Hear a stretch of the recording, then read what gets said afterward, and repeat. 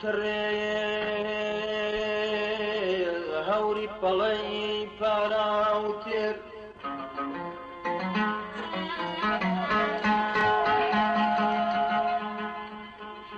بە فرمێسکی بای بە پەلەی لای گەرمە زێر سنگتەر بوو تەکان نەربوون وەکو لاوێن لە ڕێگای ئاواتی چەند ساڵەی جێماوێ. بینەرانی بەڕێز و خۆشەویست، شادمانم لە ئاڵلقەی چینەی بەرنامەکەتان بەرنامەی وێنەکانی دوێنێ پێتان شاد دەبێت. بۆ هیوایی ئەم بەرنامەیە جێگای سوود و ڕەزامەندی هەموو لایەکتان بێ. پێم خۆشە تێبینیەک بم لە بەرنامەی ئەم جارەمانەوە ستایلی بەرنامەکە بە جۆریشی کە ڕێکخراوە کە میوانی بەرنامەکەمان بتوانێ ئازادتر گزارش لە وێزگەکانی ژیانی بکە. ئێستاش ئێمە ڕوومان کردوتە بنکەی ژین. یەکێک لەو بەڕێزانەی کە میوانی بەرنامەکەمانە مامۆستا سدیق ساڵح ئەحمەدە. پێم خۆشە لەگەڵ ما بن بۆی سەردانێکی مامۆستا سدیق بکەین. فەرموو.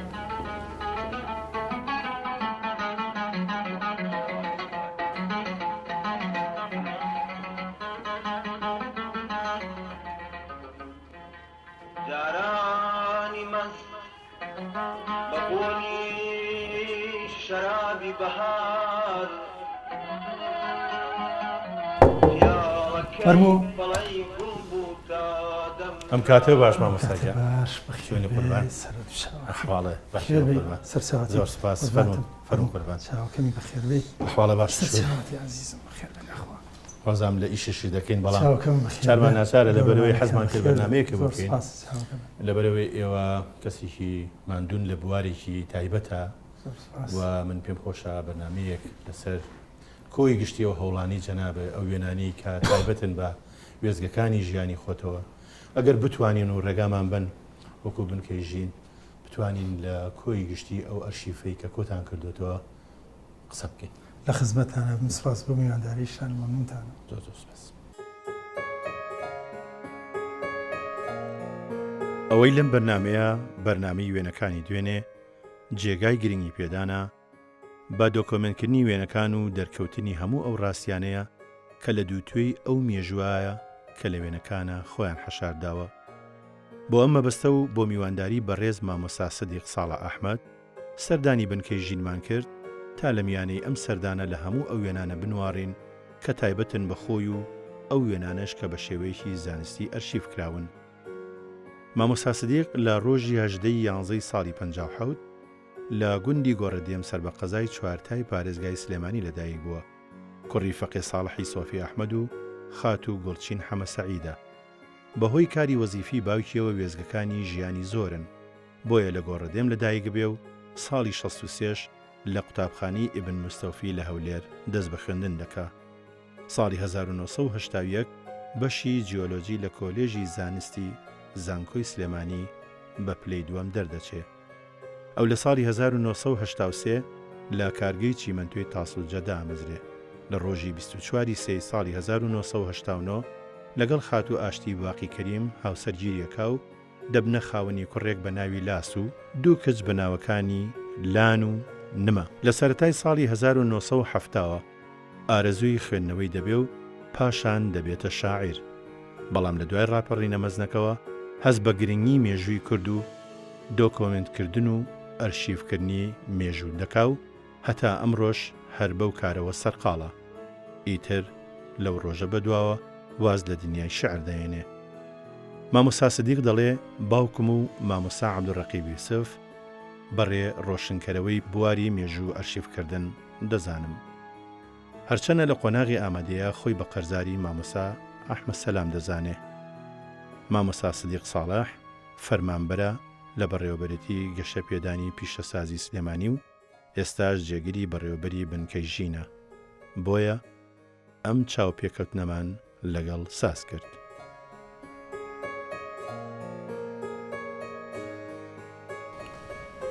مامۆستا سەرەتای ئەم بەرنامەیە وەکو معلومی جەناب پێشتریش لەوانەیە هەندێک لە ئەڵلقەکانی ئەم بەرنامەیەت بینی بێ ئەوەی کە گزارش لە ژیانی تۆ لە وێزگەکانی ژیانی تۆکە لەم چاوپێکەوتنا تەنیا وێنەکانن. ئێمە ئەمانەوێ پانۆرامایەک لە ژیانی تۆ لە وێزگەکانی ژیانی تۆ وەرەگرین بەڵام بوێنە. پێم خۆشە سەرەتا ئەگەر بزانین ئەم وێنەیە چی تایە و لە باوکتەوە دەست پێ بکەین دوای ئەچینە سەر باشتی دایکێ ئەگەر سەرتا باسیی ئەم وێنەیەمان بکەین. ڕاستی من پێشەشیە بێ بڵێم بەشی زۆری قۆناغی مناڵیم هەتا سێی ناوەندی وا ڕێکەوت لە دوای شکستی شۆرشی ئەیلول ئێمە بە حکمیەوەی لە 11 ئازاری 1970 چوینە دەرەوە دووسێ مانگی لە دەرەوە بووین.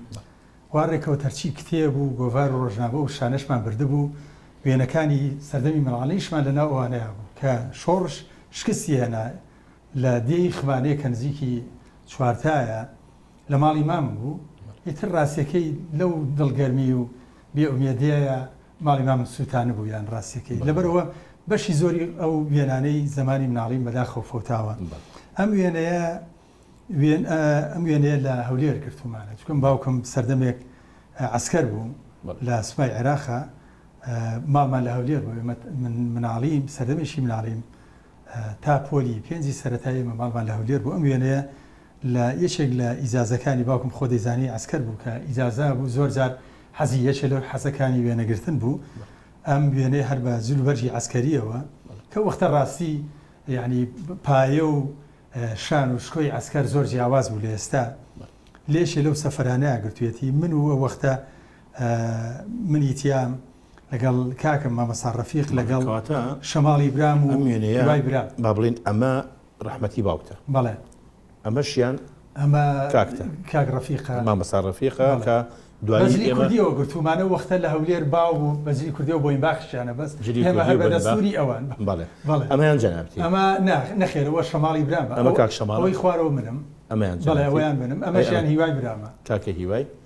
وەختی ئێمە هەرە یعنی باوکمەر چوار مناڵی زەمان باسێکی باوکتمان بۆ کاک ساڵح ڕاستی بەچی مەشهور بوو بە فەقێ ساڵح پێم وابێ. من باوکم ناوی فەقێ ساڵحە باوشی بە سۆفی ئەحمەد مەشهور بووە سۆفی ئەحمەدی خمانێ. باوکم لەدایک بووی دیەی خمانەیە لە ناوچەی شارباژێر لە مناڵیە بە حکمیەوەی بە حەوتمانی لەدایک بووە و پاش فترەیەکیش دایکی کۆچی دواییەکە لە لای مامی بەخێویەکە خۆی و حاجی سەعیدی برای لەبەرەوە بە مناڵی زۆر ڕەت و تەو بێداروبار بووە کاری بەڕاستی دێهاتیان پێ نەکردووە خراوەتە بەر خوێندن خوێندوێتی لە چوارتا تا پۆلیسی تەواو کردووە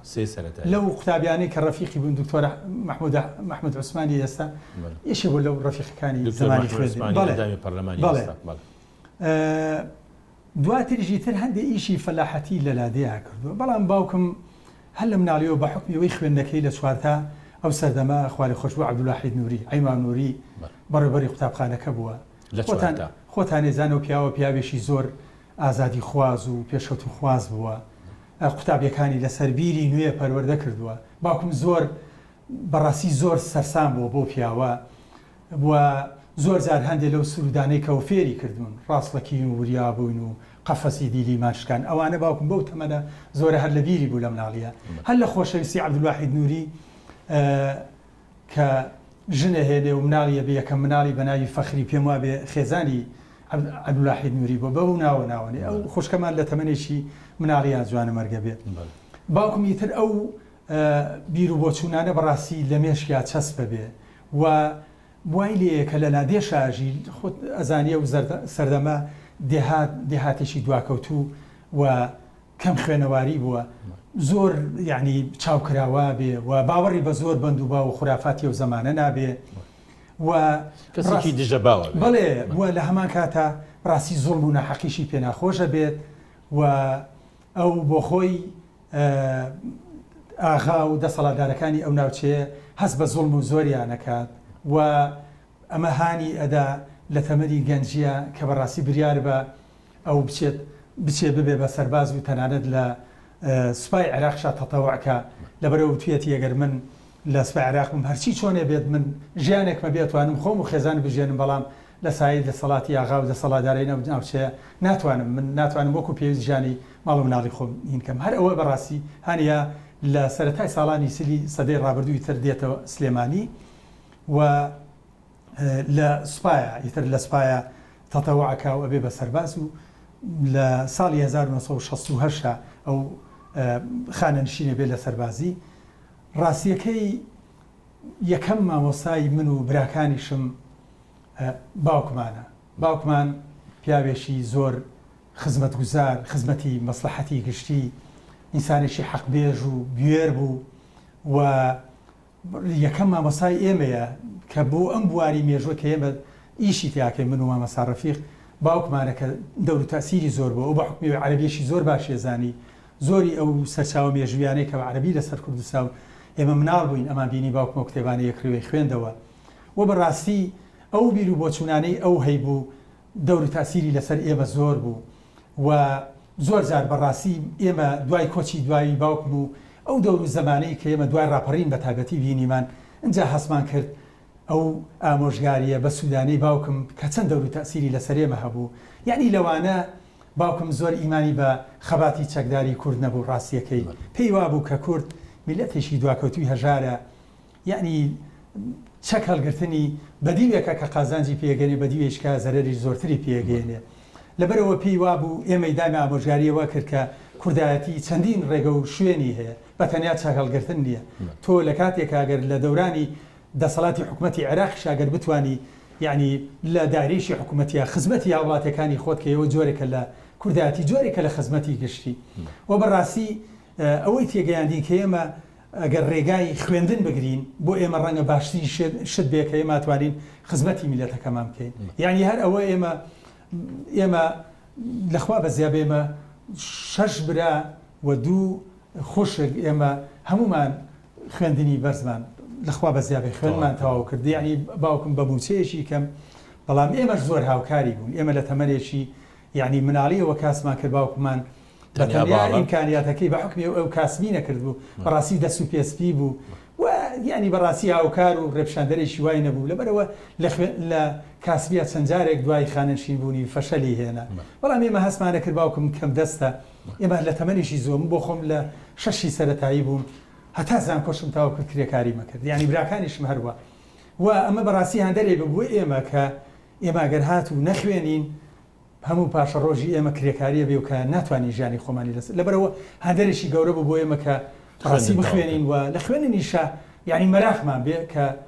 یعنی بتوانین شتێ بکەین کە هەم ژیانی خۆمان و مستەقبەلی خۆمانی پێدا بیکەین لە هەمان کاتشە ئەو خوێندەواریە بەڕاستی سوودی لێ ببینین خۆی بەڕاستی خوێندن دوو زۆرە خوێندن یەکەیە کە خەڵکێک بەتەنیا بۆ شەهادەی پێبێنێ بەڵام خوێندنی شەیە کە بەڕاستی سوود لەو زانین و معریفەتە بینی کە لە قوتابخانە یا سوود لە ئامۆژگاری و ڕێنێنی مامۆستاکانە دەبینین و بەڕاستی ئەتوانین بڵێن خوێندی و زەمانە زۆر جیاواز بوو ئێمە بۆ خۆمان بەگشتی وەم بۆ خۆشم لەوانە زۆر سوودمان لە هەم پەروەردەی خێزان و لەوانە باوکو دایکمان و هەم بەڕاستی و خوێنەی کە ئێمە لە قوتابخانە شامان خوێن زۆر سوودمان دەبینین ئەمە لەسەر کاراکتەری باوکە من پێم خۆش بوو کە بە دوور و درێژی تەمان پیاوێک بۆ شێوەیە جێگەی شانازیە کە بتوانێت هەژ مناڵ بە بڕوانامەی بەرزەوە خۆی بەکەم دەستی ئەوە ئەزمونێکە بۆ خەڵکی کە لە داهاتووە کە سوودی لێ بینێ حەزەکەم باسێکی ئەم وێنێمە ئەمە بەڕاستی وێنەیەکە ئەم ساڵانەی دواییە ئی باوکم و دایکمە لەگەڵ دوان لە بناڵەکانی من و کاکەم مناڵانەی کامیانی توێە ئەمەی هەولانی منە ئەم سوورەی توێ ئەمەشانی کاکمە ئێتر باوکم دیارەوە لە کۆتایی عمریان پیر بوون بەڕاستی و بەڕاستی پیرێتی هەر بە دەموچاو و سەرسیمان و دیار بوو باسێکی گورچین خانمان بۆ بکەم بەڕای تۆ کەی یەکتریان ناسی و تەمان باوکم و دایکم خاڵۆزا و پورزای یەکتر و باوکم ڕاستی لە تەمەنێکە وەکو من درەنگ ژنی هێناوە بەڵام پەیوەندی ئەوانە دیارە خزم بوون و بەڕاستی دایکیشم ئافرەتێکی زۆر خۆنەویست بوو ساڵانێکی زۆر تۆ ئەگەر ڕاستی ئێمە لە کوردستانە ژیاوی ساڵانێکی زۆر دایکم لە غەریبایەتیا دوای باوکم کەوتبوو مەسەلەن ئەسکەر بۆ لە کەرکووک ئەسکەر بۆ لە هەولێر لە ڕەواندز مثلا لە بەخا یعنی دایکم دوای باوکم کەوتەوە خۆ دەیزانی سەربازی و زەمانەش یعنی داوامیشی هینیا کردو مەسەن ماگانە ئەگەر مۆڵەتێکی هەبوو بێتەوە ناو ماڵ منال لەبەرەوە زۆربەی کات ئێمە هەتا خانەنشین بوونی باوکم ڕاستی باوکم لێمان دوور بووە تەنیان لە کاتی مۆڵە دوور زیاتر لە ژێر باڵی دایکم ڕاستی دایکم یعنی وەکو ئەو نەوە کۆنەی خۆی هاوتەمەنەکانی خۆی یعنی توانین بڵێن نەوەیەشی خۆنەویست بوون زۆر دڵسۆز بوو دایکمە گەرچی ئافرەتێکی نەخوێنوار بوو بەڵام ڕاستی پەروەردەیەکی جوانی کردین ئێمە زۆربەی کات باوکم لە ناومانانە بووە بەڵام پەروەردەیەکی جوان دایمە بەسەرمانە هاتووە بەڕاستی ڕێوشێنی چاشی بۆدان یعنی بیرمە مناڵ بووم باوکم لە ماڵەوە نەبووە دایکم بۆ یەکەمی جار بردومی منی داخلی قوتابخانە کردووە لە سەرەتاییە یعنی دایکم ڕاستیەکەی دەوڵەتی باوکش لەوێ نەبوو بەڵام ئەو هەستی بە خۆناغەکانی ژیانیەکە بێنانەی پڕە کردەوە ڕاستیەکەی یعنی من لە مەسەن لە غەریبەتیە خۆ دەیزانی تر کەس و کارێکی نزیکت نییە یعنی دایکت یەکەمین و ئەخیر کەسە یعنی نزیکترین کەسە بۆ تۆ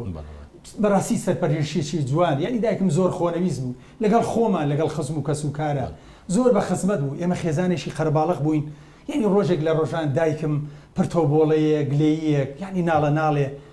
لەوەی کە ئێمە خزمەتمانەکە ئێمە مەسەلەن بە تابەتی دوایەوەی کە هاتینەوە سلێمانی لە 60 ئێمە زۆربەی خزم و کەس و کارمان لە دێهات بوون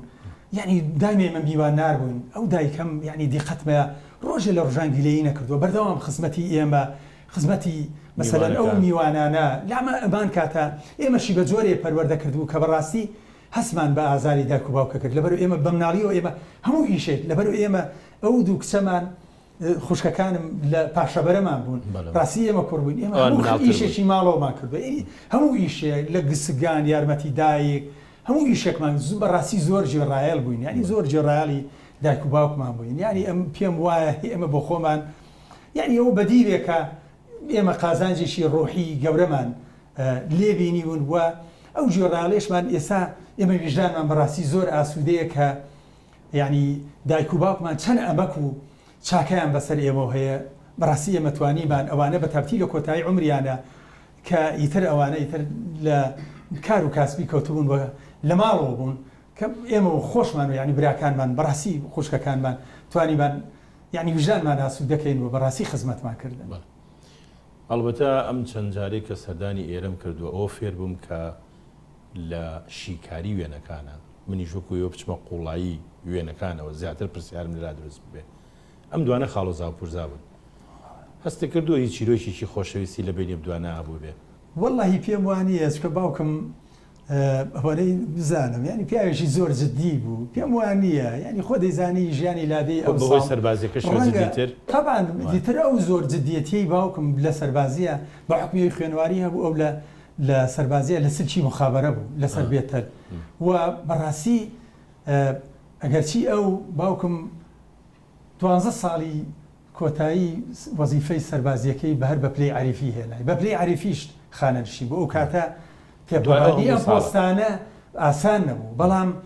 ئەوەنەی من ئێمە دوایی ئاگادار بووین یعنی لەو فەوز و شوێنە عەسکەری کە و کاری تیا کرد زۆر پشتیان پێبست یعنی پیاوێکی زۆر قسە لە ڕوو بوو زۆر اعتیمادی لەو فەوجە لەو شوێنەی کە و کاری زۆر اعتیمادی بەڕاستی لەسەر بوو و دوایی کە لە هاتنە سەرکاری بەعسیەکانە هەستی کرد کە ئیتر عەسکەری لە عێراقا حیزب تێکەڵاوی بۆ و گەرچی زۆر ئیغرایان کرد بەوەی کە بمێنێتەوە و ئەیکەن بە نایب زابط و شێ بەڵام بەڕاستی وتی ئیتر عەسکەری بەکەڵشی من نایە و بە موچەیەکی خانەنشینی کەم خانەنشین بوو بەو شێوەیە دینە سەر ژیانی کارکتەرێک کە ناوی مامۆستا سەدیق ساڵح ئەحمەدی ساڵی 1950 لە ڕۆژی 11 جەنابێ لە گوندی گۆڕەدێم لەدایکە خۆتان خمانەی بەڵام تۆ لە گۆڕەدێم لەدایکە مامۆستا پێم وابێ ئەمە کۆنترین وێنەی جەنابتە ڕەنگە کۆنترینمان وێنەیەکی تر ئەمە کۆنترین وێنەمە کۆنترین وێنەمانە ئەمە چێکچێ من و مامۆستا ڕەفیقی مناڵینە وەختە پێم وایە لە قوتابخانەش نەبووین ئەو زەمانە ئەو بەجلی ئەفەنیەوە بەداخەوە وێنەکە بڕاوە قاتمان لەبەر بووە من بە هیوام ئینشاڵڵا چەندین ساڵی کە بە تەندروستیەکی باشەوە بە یەکەوە بن من ئەمەوێ باسێکی ژیانی خۆتم بۆ بکەی جەنابێ زیاتر باسی خمانەت کرد بەڵام لە 11 1950 لە گۆڕەدێم لەدایکەوێ. دوایی ئێمە ماڵمان تەبعاً لە کەرکووک بووە، دوایی چوینە ڕەواندز لەوێ شەماڵی برام لەدایکە بێت. پاشتر ئێمە لە هەولێر دانیشتووین. من لە ساڵی 1963 لە قوتابخانەی ئیبن المسۆفی لە هەولێر داخل بووم لە پۆلی ئەم وێنەی کاتی زمانە ئەو کاتێکە داخلی مەکتەب. دوایی من لە پۆلی یەک لەوێ بووم، لە پۆلی کە دەچووم لە پۆلی دوو هاتمە قوتابخانەیەش کە پیانەوە زانین کاکڕەفیق لەو قوتابخانەیە بوو هەل لە هەولێر. طبعا ئەو دوو قوتابخانە هەردووشیان لە گەڕەکی تەیراوەی هەولێرین. من تا پۆلی 5 ماڵمان لە هەولێر بوو. پۆلی 5 لە پۆلی 5 سەرەتاییان ڕاستیەکەی من ڕاست بووم لەبەرەوەی لە دەرسی بیرکاریە زۆر کۆڵەوار بووم، مامۆستایشی زۆر تونوتیژمانە، من هەر سفرم هێنا دەرنەچووم. لە پۆلی 5 سەرەتایی کە دەرنەچوویت لە 68 لایەن بە ماڵمان هاتە سلێمانی. چوویتە چ مەکتەبێک؟ ئێمە چووینە قوتابخانەی شێخ مەحموود وەختە مامۆستا مەستەفا ساڵح کەریم بەڕێوەبەری بوو. لەوێ لە پۆلی یەکی ناوەندی ساڵی 1970 چوومە ناوەندی لە سانەوی سەلاحەدین. ئیتر ئەو 6 ساڵەشم لەوێ تەواو کرد، بەڵام لەوێش لە پۆلی یەکی ناوەندی لە دەرسی بیرکاریە کەوتم. ڕاستیەکەی بەڵام باش نییە لەگەڵ بیرکاری. من لە بیرکاری ئێستا دیقەتێ مناڵەکانیش مەر کۆڵەوارن لە بیرکاری. مامۆستا ئەمەی باسیشی ئەم وێنەیە. ئەمەش هەر وێنەیە کە ئێستاش لە بیر بە، ئەمە لە ستۆدیۆیەکی ناو بازاڕی هەولێر گرتومانە، من و کاکڕەفیق و شەماڵی برامین. ئەوەی کە دانیشتووە کاک شەماڵ. بەڵێ شەماڵاویش کاکڕەفیق و بەڵام بەپێی ئەم وێنەیە بێ من هەست دەکەم کە ئەو قسانی کە جەنابێک پشتڕاست دەکاتەوە لەوەی کەوە دایکێ بە تەنیا سەلیقەیەکی زۆری هەبووە لە بەخێوکردنی ئێوەیە بەپێی ئەو وێنانی کە دیارە. ئەمەوێ هەندێک وێنەت هەیە، وێنەکان گەلێک جوانن. دوای کە ئامادەی سەلاحەدینە تەواو. من سەلاحەدین لە ساڵی 77 ئامادەی سەلاحەدین تەواو کرد. لە پۆلی 6 دەرەجەکەی من کە چوومە زانکۆ لە بەشی جیۆلۆجی زانکۆی سلێمانی وەرژێ. ئەوەی زمانی قوتابەتیمە لە بەشی جیۆلۆجی زانکۆی سلێمانی. کێشێک لەو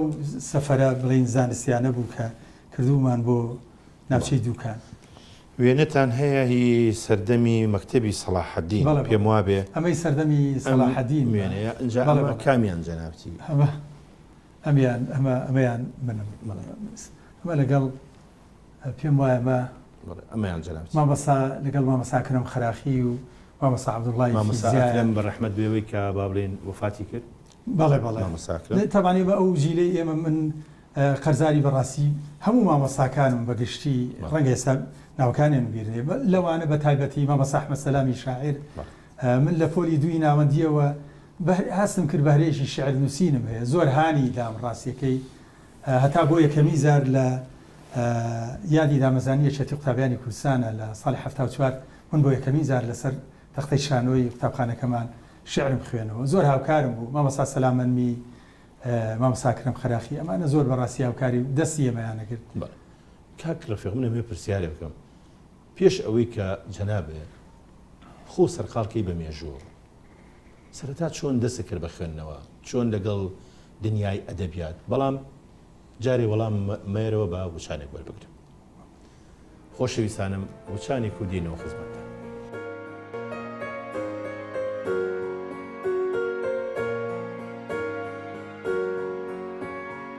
مامۆستا پێش وچانەکە باسمان لە قۆناغێک لە قۆناغەکانی ژیانی جەنابێت کرد. ئێمە ئەوازین کە با بڵێن لە کۆتاییە هەندەسەی جیۆلۆجی تەواو کردووە، بەڵام کەی دەست کرد بە خوێندنەوە؟ باسەکە لەوایە چۆن هاتیتە ئەم دنیاە؟ ڕاستی ئێمە لە ساڵی 70 لەگەڵ کاگرەفیقایمە خولیای خوێندنەوەمان لەلا دروست بوو. ئەو وەختە گۆڤار و ڕۆژنامەی برایەتی و گۆڤاری بەیان و بڵاو کراوەنی ئەو زەمانەوە ڕاستیەکەی دەستمان پێ کرد و ئەو جیلێ ئێمە توانم بڵێم زۆر بەگشتی ئێمە سەوداسەری خوێندنەوە بووین. من کە چوومە ناوەندی خوێنی ناوەندی و ئامادەی شەوی بوو بە کوردی، بەڵام ئێمە لە پاڵەوەی هەوڵمانە فێری زمانی عەرەبی بووین، ئەمان خوێندەوە ڕاستی خۆمان پێگەیان. من بۆ خۆشم لە بەرەوەی خولیای شعر نووسینم لە لاپەیا بوو، ئەوە زیاتر جۆرێک لە پەیوەندی لەگەڵ ئەدەبیات و گۆڤار ڕۆژنامەی ئەو زەمانەیە بۆ دروست کردم و ئەمە درێژەمان پێ ڕاستیەکەی. هەتا من تا ڕاپەڕینی شعر مەنووسی چەند شعرێکشم بۆ یەکەمی زار من لە پۆلیسەی ناوەندی بووم کە یەکەمی شعرم لە وەختە لە ڕۆژنامە بوو وەکو بڵاو کراوێت ڕۆشنبیری نوێ بڵاو بووە. دواتری چەند شعرێکم لە پێش ڕاپەڕینە بڵاو کردوتەوە و لە پاڵ ئەوەشە ئێمە ڕاستی خولیای مێژونووسین و مێژومان لەلا دروست بوو. من یەکێک لەوانە ڕەنگە بڵێم دووە مامۆستا عەبدوڕەقیب یوسفە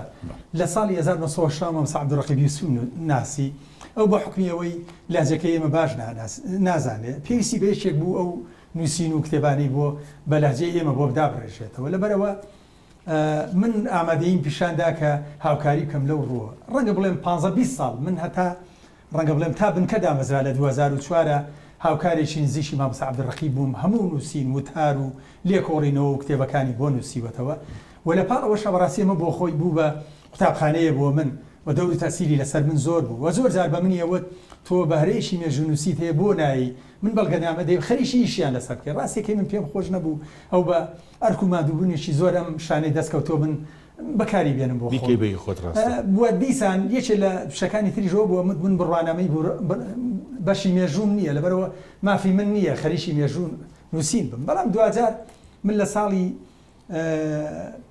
1990ەوە بەڕاستی بریارممە وەلەو کاتەوە توانم بڵێم بە تەواوی خۆم تەرخان کردووە. من پێشەوە لە دوای ڕاپەرین کەیتر ڕاستی وازم لە شعر هێنا ساغ نەبوو چکە پێم وابوو خۆناغی دوای ڕاپەرین خۆناغێکیتر شعر ئەوەندە پێویست نییە. ئێمە خۆناغی تر بەکارهێنانی عەقڵە.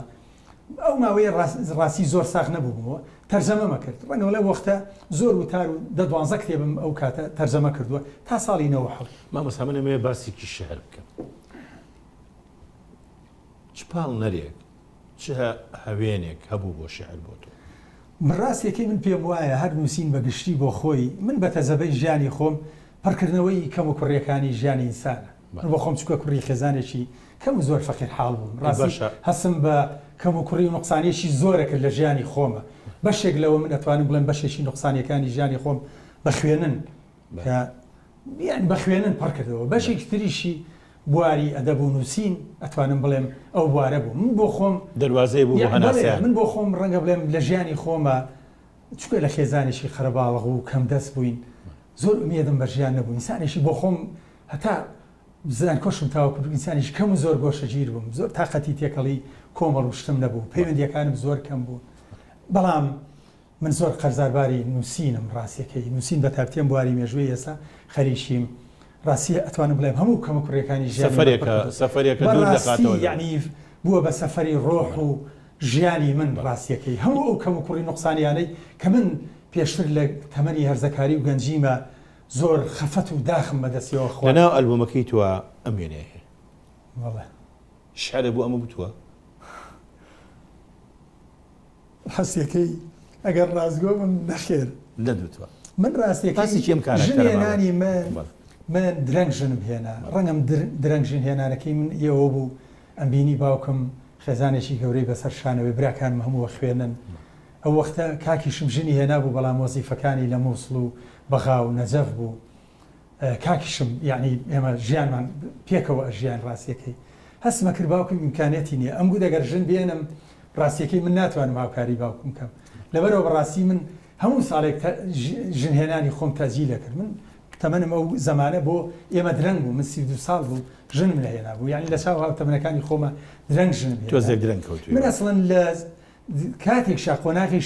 ژنم هێنا کە زۆر ناومێد بووم لە ژیان ئێمە دوای ئەنفالەکان بوو. یعنی من بۆ خۆم پێم وابوو کە ئیتر کورد لە عێراقا چارەنووسی تەواو ئێمە درەنگ یازوو ئێمە هەمووی لە ناوەچین. ڕاستیەکەی ئێمە و دەرفەتی شەڕی کوێت و ئەمەمان بۆ این بوو. لەبەرەوە من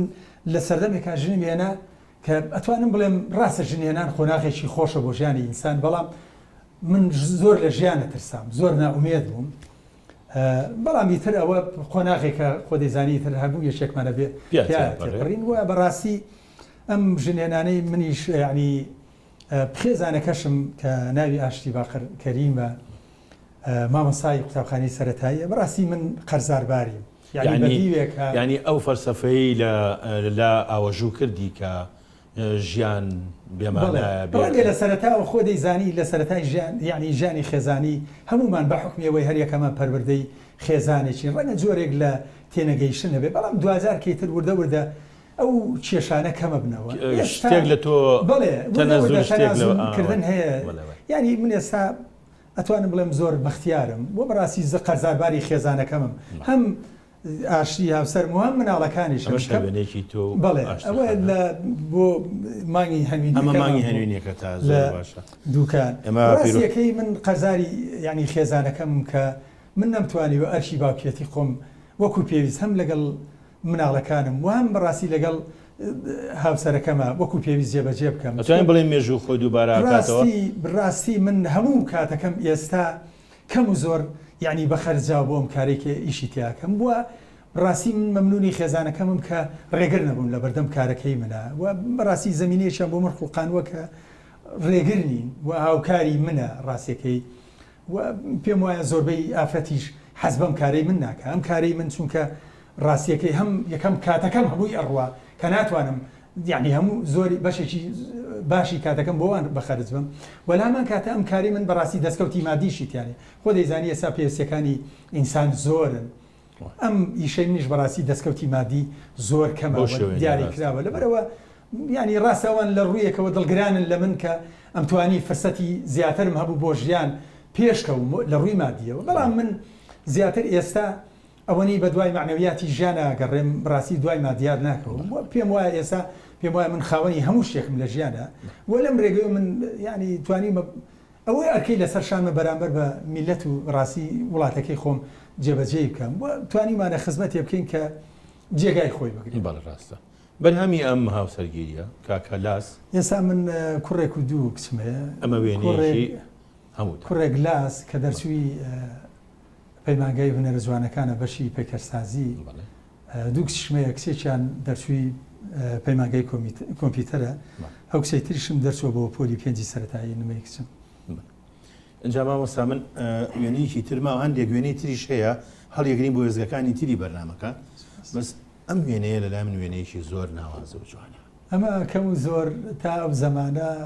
هی هەموو خێزانەکەمە بوو هیوای برام ژنی هێنا بوو ئەو کاتە چوو لە مانگی هەنوێنی بوو لە کابینەکانی دەربەنی خان ئێمەش پاشان ڕۆژێکی بوو بۆ سەردانی تر هەمومان ئیتر ڕسمێکی تقریبەن جەماعیە ئەو زەمانە دایکم و باوکم و وریای جوانەبەرگی براشم وەختە هەرما بوو هەمومان پێکەوە وەختە وریاش ژنی لەهێنا بوو خوشکەکانیشم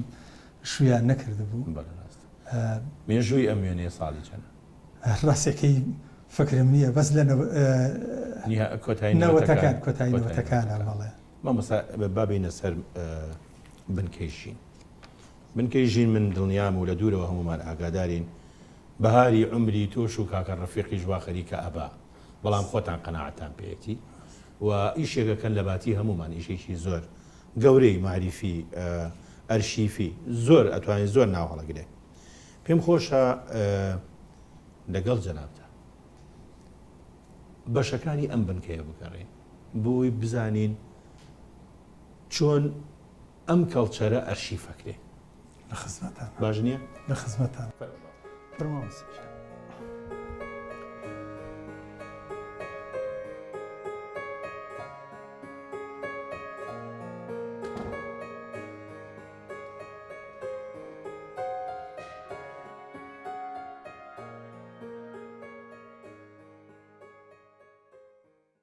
خۆشە باسێکی ئەمانەش بکەین ئەمانە ڕاستی هەندێشتن پێویدیان بە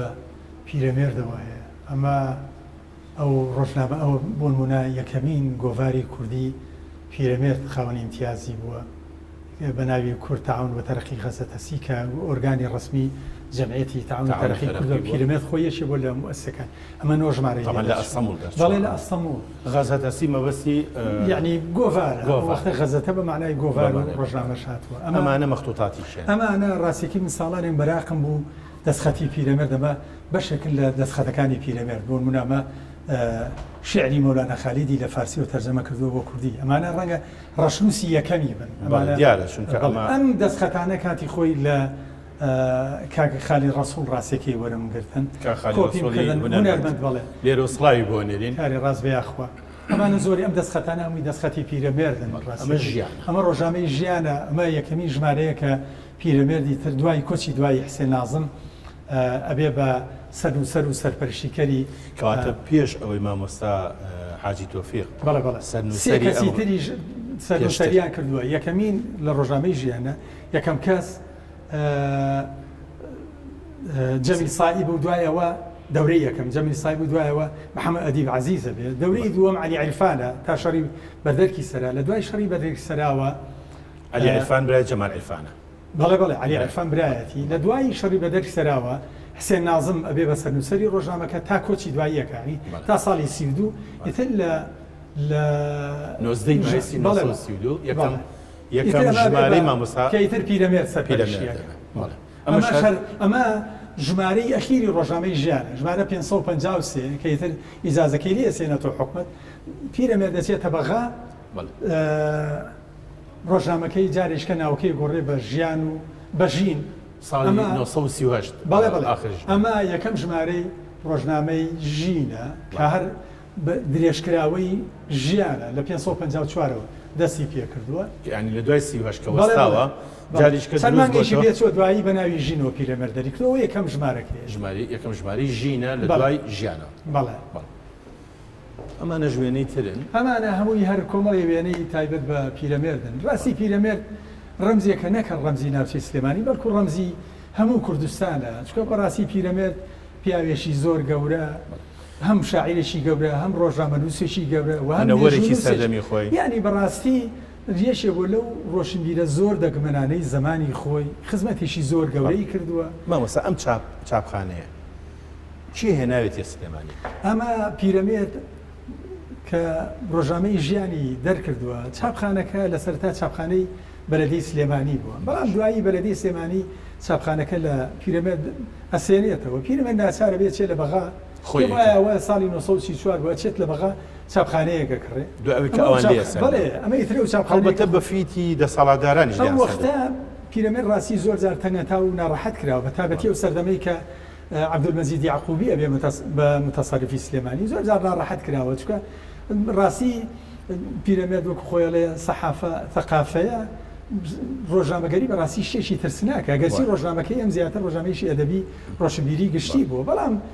هەڵێتوانیوێتی بیر و بۆچوونی سیاسی خۆی کۆمەڵایەتی ڕۆشنبی ینی هەوڵیاوە لە ڕێگەی وتارەکان بینی خۆی لە ڕێگای ڕۆژنامەکەیەوە ئێستا لەکوێ ئەم چاپخانەی ئێستا لە مۆزەخانەی ئەتنۆگرافیە کە پێشتر سەربەزان کۆی سلێمانی بوو ئێستا دابیانە بە وەزارەتی ڕۆشنبیری لەوێ ماوە بەڵێ لەوێ پارێزرا ئەمەش ڕۆژگاری ئەمانش کۆمەڵی وێنەی ئەوەن ڕاستێکی ئەمە یەکێ لە مناسبەتەکانی نەورۆزە ئەمە وێنەیە لە ئەلبومی کاپتن لاین کە کاکدارە عەتار ئەلبومەکەی لە بریتانیا کڕی بووە لە بنەماڵەکەی ئەمە یەکێ لە یادەکانی نەورۆزە تاوان یەکێ لە شتە گرنگەکانی پیرەمێرد زیندووکردنەوەی جەژی نەورۆزە کە بوو بە جەژێکی نەتەوەی کورد مەش هەندێک وێنن کارگەری سلێمانی ساڵی سلێمانیە بەڵێ لە سەرەتاکانی دروستبوونیە پێم خۆشە مامۆستا سەردانێکی با بڵێن هۆڵە بکەین بەڵێ فەرموو چونکە لە نەتیجا من بینیم هەندێک وێنەی زۆر ناوازیت بەڵێ لە خزمەتان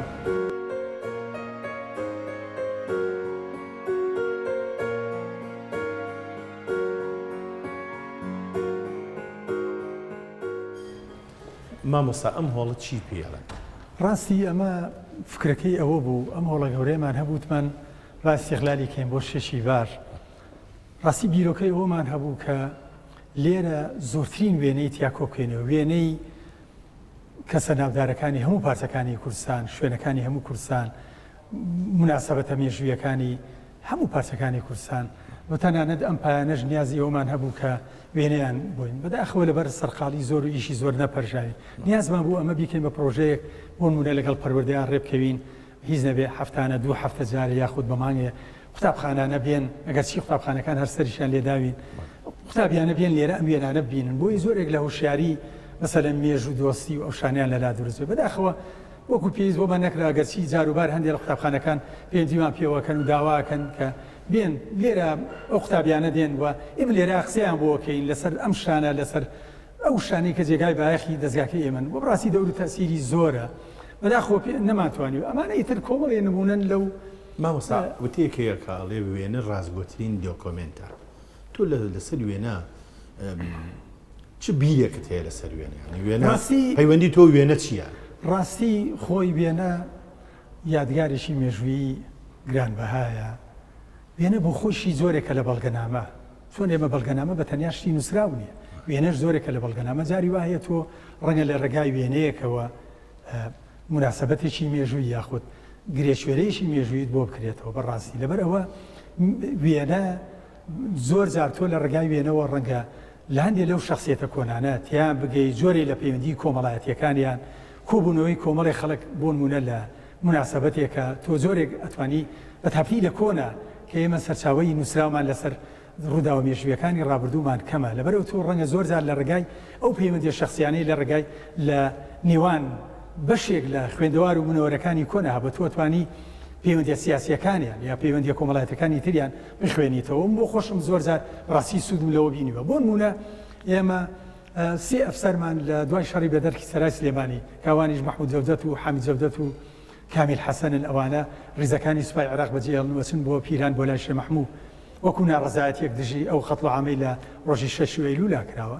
ئەوانە بۆ نمونە وێنەیەشیان هەیە کە کۆمەڵی خەڵک هین بوون لە پشتی وێنەکە نووسراوە کۆمەڵی سەربەرزی کوردان ئەمە بۆ خۆی بەڵگەی ئەوەیە بم بۆ خۆم ئەوەم لێ بەدی هێنا کە ئەمە نیشانەی وەیە کاوان وەختەوە جۆرێک لە جەمعیەتێک کۆمەڵیشیان دروست کردووە بە ناوی کۆمەڵی سەربەرزی کوردان وە هەندێک نووسراویشیان هەیە وەکو لە دواتر ئەوە زیاتر ئەعلانی یاخیبوونیانە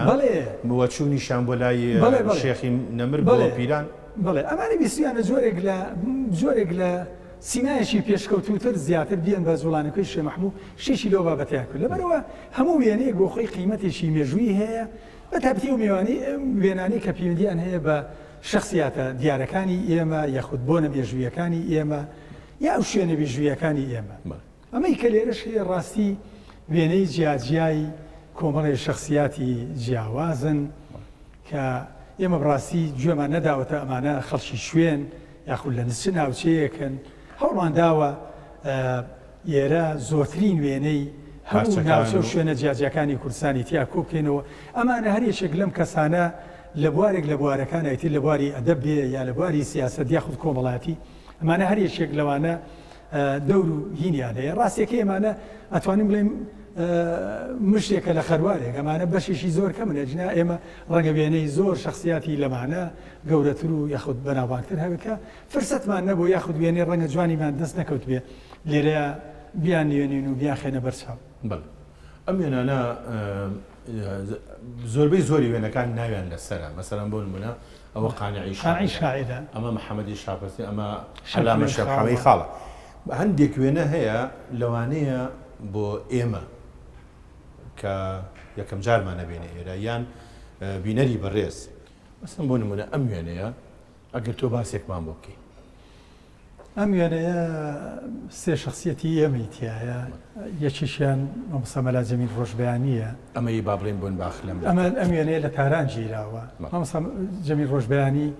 لە دوای دووکردبوونی پارتی لە 64 ئەو لەگەڵ باڵی مەکتەبی سیاسی بوو کە چوونە دیوی ئێران ئەوی تر لە هەمەدان نەماوە چووە تاران ئیتر لە تارانەماوە لە ڕادیۆی کوردی تاران کاری کردووە شخصیەتەکەی ئەو دوو شخصیەتەی تر هینە حەسان نووری پاشایە کە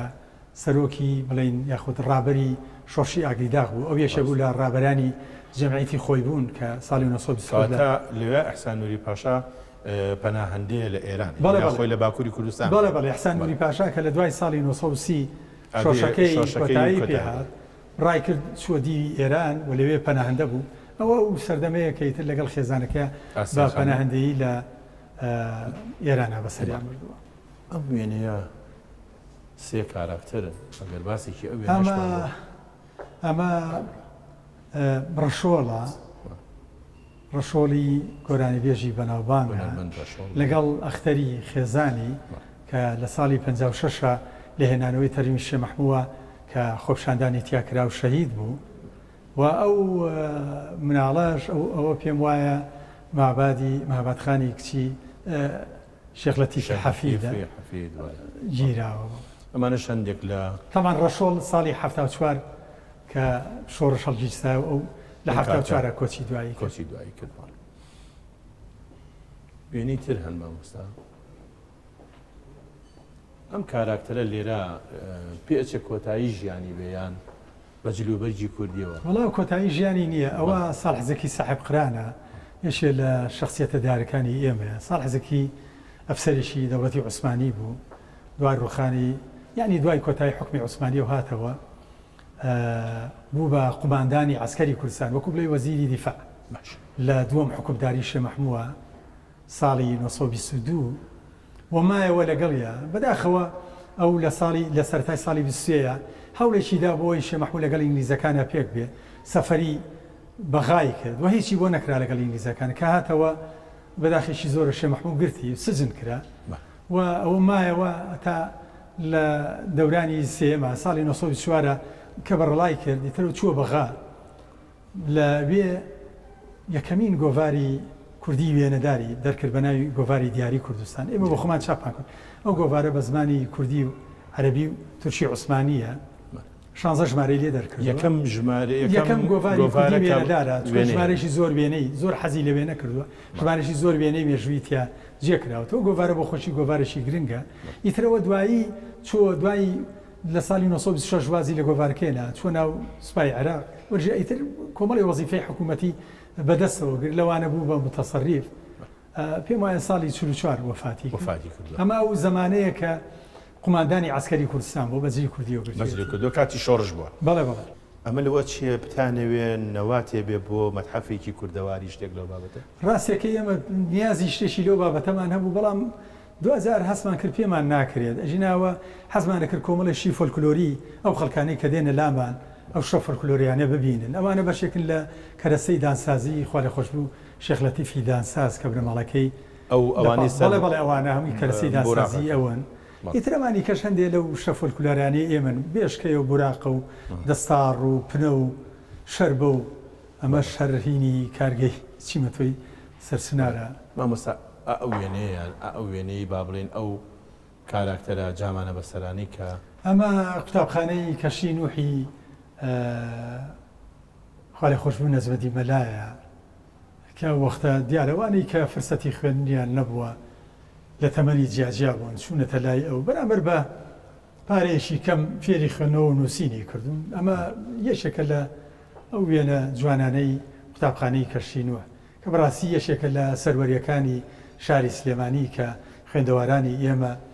یعنی بیسویانە بەڕاستی خزمەتی خوێندەواری و ڕۆشنبیری بکەن لە کوردستانە یەشێک لەو ڕێگانە ئەو وەکە قوتابخانەی ئەهلی کراوەتەوە ئەمە یەشێکە لە سەروەریەکانی شارەکەمان مامۆستا ئەمەش وێنەیە کە هی زووە بەڵێ ئەمە شانۆنامەی لە ڕێی نیشتیمانە من پێم خۆشە ئالێرەیە ڕۆڵی مامەسا فواد ڕەشیبە کرد ون نەبێت لەبەرەوەی کە ئەو یەکێکە لە ڕابرانی ئەو بزوتنەوەی شانۆیە و پێم وابێ یەکەمین کەسەکە ئەو ساڵی 1926 چیرۆکێکی تەمسیلی پێشکەش کردووە وەری گرتووە لە لەولا ئەلمەحامی لە بەغاز سەرسام بووە بەم بزوتنەوەیە هاتووە لێرە ئامادەکاریەکی بۆ کردو ناوینەوە عیلم و جەهل لە ساڵی 1926ەوە ئێمە توانین بڵێن خاوەنی شانۆ بە شێوەیەکی ڕسمی لەسەر دەپەک و ئەکتەر و ماکیاژ پێشم وابێت لە ماڵی بەیەخانی ژنی فەخامەتی شێخ مەحموود ئەو کاتە ئەو عەرزەیان کردووە ئیتر لە دوای ئەوەوە چەندین هەوڵایە کاریشیان لەوانە شانۆنامەی لە ڕێنیشتمانەوە مامۆستا پیرەمێژ زۆر هەوڵیاوە بەڵێ بە تابەتی لە ڕێگای قوتابخانەی زانستیەوە زۆر چالاکییان هەیە و ئەگەر دیقەتی ژمارەکانی ڕۆژنامەی ژیان و ژین بێ ڕاستی یەکێک لە چالاکی ڕۆشنبیری و هونەرەکانی سلێمانی مەسەلەی کاری شانۆیی بووە کە زۆر بایەخی پێراوە ناو بەناو بەردەوام قوتابخانەکان ڕاستی مەعاریفی ئەو زمانە دەوری زۆری گەورەی هەبووە لە جوڵانەوەی هونەری و شانۆی لە شارە ئەوی ژێشە بۆ لە ڕێگاکانی هۆشیارکردنەوەی خەڵکو و بەرچاوڕوونکردنەوەیان ڕاستیەکەی ئەمە شوێنێکی ناوازەی مامۆستا بەڵێ مامۆستای شاعرە چا من حەزەکەم هەندێک وێنەی تریشەن لەمبەر ئەوانە ئەگەر شیکاریکی ئەوانشمان بۆ بکەی مامۆستا ڕاستی ئێمە یەکێک لە کارە سەرنجەکانی بنکەی ئێمە کۆکردنەوەی گۆڤار ڕۆژنامەی کوردی کۆنە و خۆشبەختانە ڕەنگە بڵێم بەشی هەرە زۆری ئێمە گۆڤار ڕۆژنامە کوردی کۆنەکانمان لای خۆمان کۆ کردوێتەوە وەکو با بڵێن خۆی زۆریان هەیە ئۆریژناڵە و بەشێکیشیان بڵێن لە وێنەیە ئەوانەیە ئەوە ژێشە لە ئەرکە و ئامانجە سەرنجەکانی بنکەی ئێمەیە ئەمە وێنەی بەشێکە لەو گۆڤە ڕۆژنامانەی کە لە بنکەی ئێمەیە هەیە بەشێک لەمانە ئێمە بە کتێب چاپمان کردوونەتەوە و ئەمانەژی تر ینی نمونەی جیاجیان هەندێکیان هەیە ڕۆژنامەیە هەندێکیان هەیە گۆڤارە هەندێکیان هەیە بڵاوکراوی نهێنین بۆ نمونە بڵاوکراوی نهێنی پارتی ڕزگاری دەنگی فەلاح ئەمانە نمونەی کۆنن ئەمانە بە کتێبی چاپمان کردوونەتەوە. بنکەی ژین بنکەیەکە پرتافەتاف بەشی زۆر و هەر بەشەشی خزمەتێکی خۆیەکە. ئەجا ئێمە عادەتی بەرنامەکەمان وایە هەر جاری کەسایەتیەک ئەبێ بە میوانی بەرنامەکەم، بەڵام لەبەرەوەی کەوا هەم بەڕێزدان هەم بەڕێز مامۆستا ڕەفیق ساڵحی براشی کە لێرەیە و ژوور و بەشی تریش ماوە ناچارین ئەمە بکەین ئەم بەرنامە بکەین بە بەشی یەکەمی بەرنامەکەمان و داوا لە بینەرانی خۆشەویستی ژەکەین کە چاوەڕوان بن لە بەرنامەی داهاتووە بەشی دووەمی ئەم بەرنامەیەش پێشکەش.